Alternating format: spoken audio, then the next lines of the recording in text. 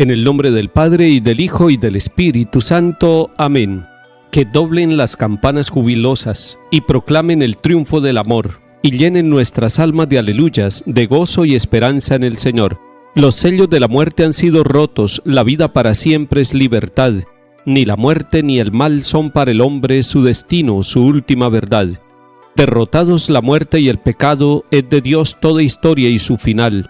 Esperad con confianza su venida, no temáis, con vosotros Él está. Volverán encrespadas tempestades para hundir vuestra fe y vuestra verdad. Es más fuerte que el mal y que su embate, el poder del Señor que os salvará.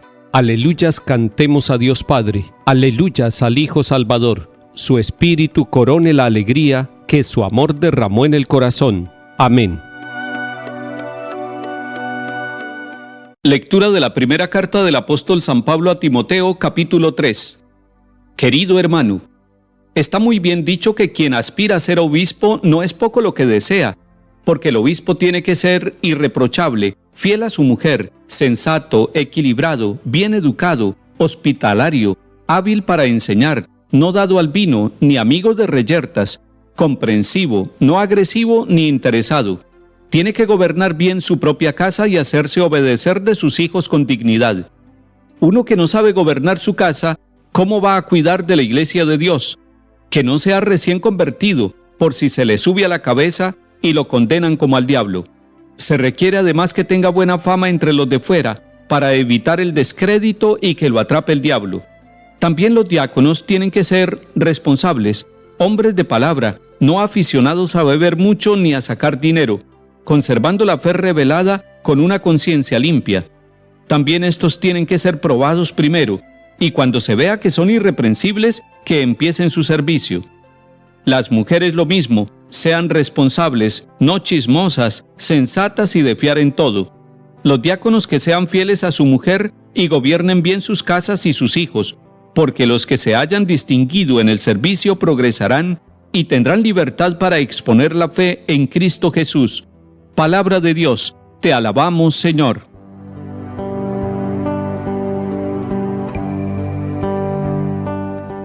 Las comunidades evangelizadas son comunidades organizadas. En estas comunidades se vive la unidad y la diversidad, la unidad que la da el Espíritu Santo uniéndonos en la persona de Jesucristo el Señor. Pero el Espíritu Santo también nos da la diversidad, no solamente la diversidad entre hombres y mujeres, entre diversas razas, entre diversas edades, sino que nos da la diversidad de dones y carismas para que se construya la unidad desde la diversidad. Estamos diciendo esto porque en el capítulo 3 de la primera carta de San Pablo a Timoteo encontramos que Pablo le da orientaciones a Timoteo para la organización de la comunidad de seguidores, hombres y mujeres de Cristo Jesús el Señor. San Pablo está enseñando a Timoteo y a su comunidad cómo deben ser las cualidades del obispo dentro de esa comunidad y cómo deben ser las cualidades de los diáconos, igualmente de las mujeres que hacen parte de dicha comunidad. Vemos cómo los obispos en el comienzo eran casados.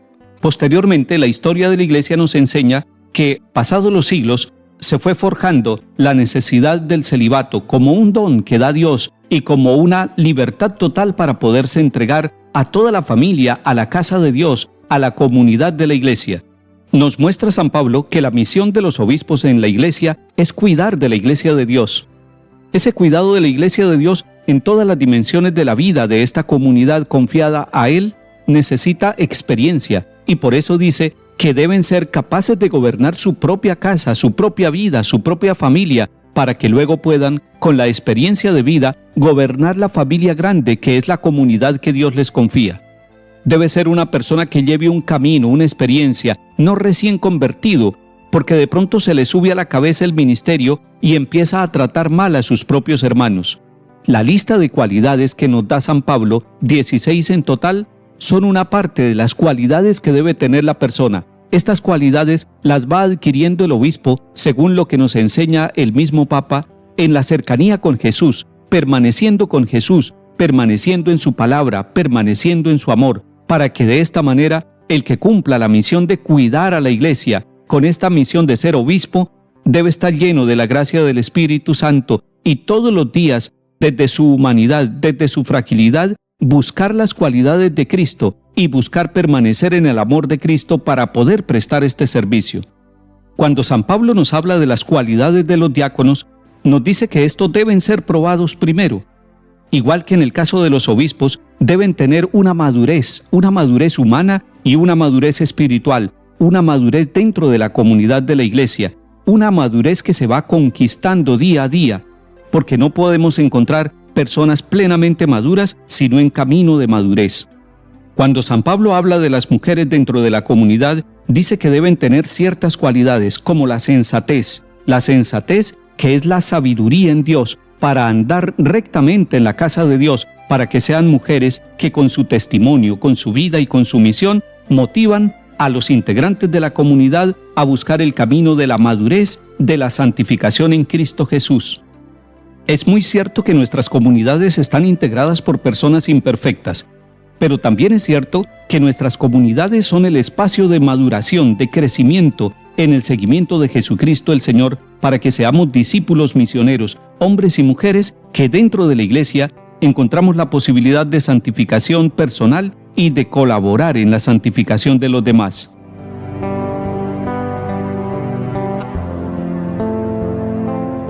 Salmo 100. Voy a cantar la bondad y la justicia, para ti es mi música, Señor. Voy a explicar el camino perfecto, ¿cuándo vendrás a mí? Andaré con rectitud de corazón dentro de mi casa. No pondré mis ojos en intenciones viles. Aborrezco al que obra mal. Al que en secreto difama a su prójimo lo haré callar. Ojos engreídos, corazones arrogantes, no los soportaré.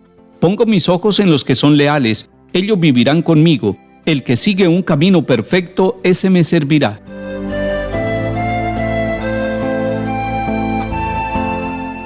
Lectura del Santo Evangelio según San Lucas, capítulo 7. En aquel tiempo, iba Jesús camino a una ciudad llamada Naín, e iban con él sus discípulos y mucho gentío.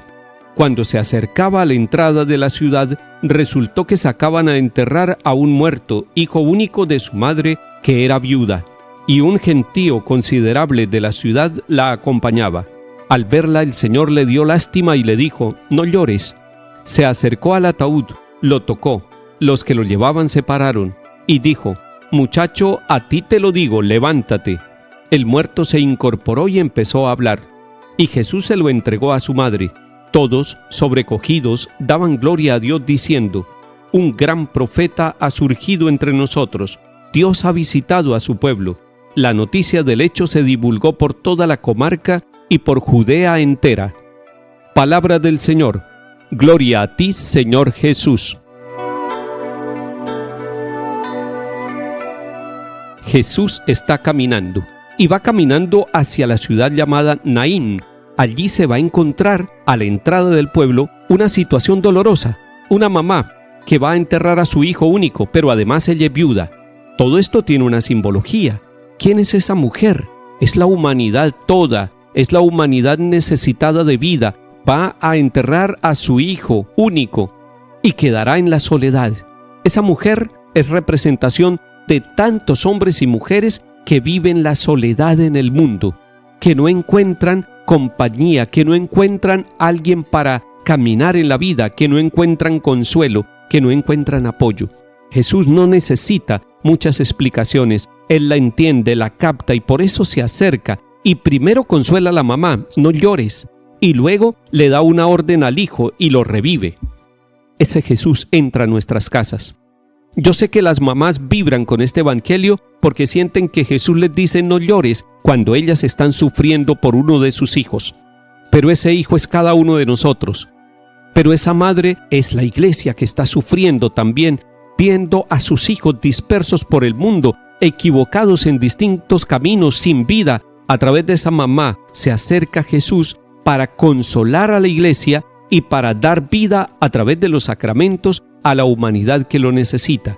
Me gusta ver en las parroquias personas comprometidas con la catequesis, con la pastoral de la salud, con la liturgia, con el canto. De esa manera están poniendo al servicio de toda la comunidad los carismas que Dios les ha dado, pero además están dando vida y unidad a la iglesia, están consolando a la humanidad están siendo instrumento de Dios para consolar a otras personas que necesitan ese mensaje de unidad y de solidaridad. A muchas personas el Señor les está diciendo: a ti te lo digo, muchacho, levántate. Es una orden de vida, es un anticipo de la resurrección de Jesús. Y todos nosotros podemos recibir en distintos momentos de la vida un anticipo de la resurrección de Jesús. Hoy, para usted, para mí, para nuestros familiares, para nuestras ciudades, el Señor nos va a decir: a ti te lo digo, levántate. Gracias, Señor, por regalarnos el don de la vida y por invitarnos a caminar contigo. Que el Señor nos bendiga y acompañe en el nombre del Padre, y del Hijo, y del Espíritu Santo. Amén.